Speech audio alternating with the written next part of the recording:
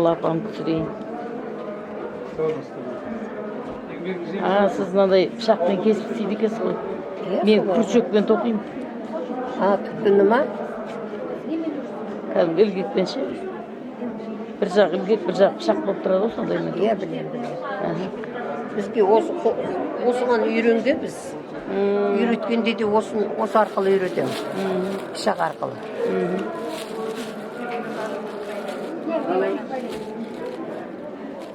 Неге сондай ілмек пышақпен тоқымайсың дейді. Оны мен ілмек пышақпен тоқып көрген жоқ өзім. Сіз енді осы түктігілеммен көп болды ма айналысып жүргеніңіз бе? Түктігілеммен мен кішкентай кезде 6 жасымда үйрендім. Ес білгелі кілем тоқимын. Мен сізді неден ютубтан сізді түсірдім ма? Мен көрдім мұны балаларға үйретіп отырған. Ютубтан да ана сіздің неңіз бе? Барлық телеканалдардан да. Сіздің визиткаңыз ғой? Ағалай. Барлығынан да көрдім. Кім үйренем десе соған ақысыз, пұлсыз үйрете берем. Үйренем деген талабы болса болды. Бұрын қазақтың кілемдерін екі жағынан 4 қазықты қағып, соған жаңағы бөренені байлап, соған жүгіретін тұғын. Мынаның астында жаңағы бұлай екі аша ағашты бұлай қылғанда, үстінде мынаның кіретін тесігі бар, соныменен сондай ғылдың ететін болған бұлардың бәрінше. Ал енді кейіннен оны қойдық. Надай екі жағына екі үлкен қарағайды қойып, оның ар жағына темір тұруба, мына жағына темір тұруба, сол арқылы жүгіретін болдық кейіннен. Сосын жаңағы мынаусы сол ағаштың үстінде тұра береді. Мынау екі жақтауы кілем.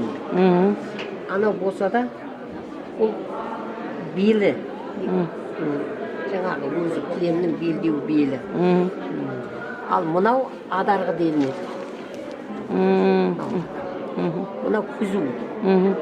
Сол барлығы. Мынау желісі. Мынау арқауы. Мынау түгі. Үлкен кілемдерге енді үлкен жіп кетеді. Ал мынау шағын кілем оқушыларды үйрету үшін мен 7 жасар шәкіртім, әр немерем бар. Соны үйреніп атқаны мынау. Соны осылай тоқиды. Керемет. Рахмет. Мынау жайнамаз. Ана жайнамаз. Жайнамаз. Бұл 17 ғасырда тоқылған жайнамаздың көшірмесі. 17 ғасырда біздің Шіркейлі деген ауылда тоқылған екен. Оның бұл өзі сырлы жайнамаз. Астындағы мынау жетеуі, тозақтың 7 қақпасы қоңырлар. Мынау ма? Жоқ, оның үстіндегі, иә. Тозақтың 7 қақпасы.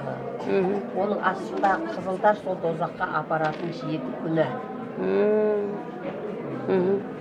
Сосын мынау Құранда шәжараттул яхин деген ағаш болады екен. Соның тамыры о дүние мен бұл дүниенің арасын жалғап тұрады екен деген бар. Ағаштың тамыры. Ана жапырақтар, әруақтар ғой енді олар. Я жанатқа, я тозаққа баратыны белгісіз әруақтар деп ойлаймыз. Сары жапырақтар. Сосын анау жанып атқан от астындағы. Ол тозақтың оты. Анау енді ана біреу жерде 10 нәрсе тұр ғой. Мынау ма? Иә, 10 бөлек тұр. Соның біреуі топырақ, ауа, су, амора дейді, сосын нәпсі дейді. Сүндегісі. Оның үстінде қызылдар, құрандар. Оның үстіндегі анау үшбұрыштылар мұсылманның 40 парызы. Үшбұрыштар бар ғой, күн сағат сияқтанып тұрған. Мынау ма? Жоқ. Мынау ма? Жоқ, мына екі жағында тұр ғой. Қайсы? Мыналар ма? Мыналар. Оның үстіндегі арабша жазу ла иляха иллаллах мұхаммед расулаллах деген ескіше арабша жазу. Оның ең жоғарыда тұрған анау жасылдар. жұмақтың 8 қақпасы. Оның астындағы қызылдар. оранжевый түсті. Бұл біздің бес парызымыз. Мынау төмендер мына бір жерде үш ашалы айыр тұр. Үш аша айырға үш жылан оралып тұр. Ол жаңағы мұсылманның үш ақидасы. Анау жыландар кедергі қойын. Зиянкестер ғой жылан деген. Жын шайтан. Мынау екі жақтағы мынау. Олар ұрпақ. Біздің Мұхаммед саллаллаху алейхи ва саллям пайғамбарымыздың үмбеттері. Олар таусылмайды, ары қарай жалғасып кете береді. Анау шексіз ғой ол. Кетіп жатыр ары қарай. Мына жерден басталады, неден басталады? Неден басталады? Сол енді адамның тозаққа бару, жұмаққа бару өзінің ниетінен болып та қояды. Аллаға сеніп, олардың бәрінің де мәні бар. Құрбанәлі Ишан деген кісі оқыған осыны. Бәрінің өзі. Мынау екен, мынау екен. Менің бар білетінім осы.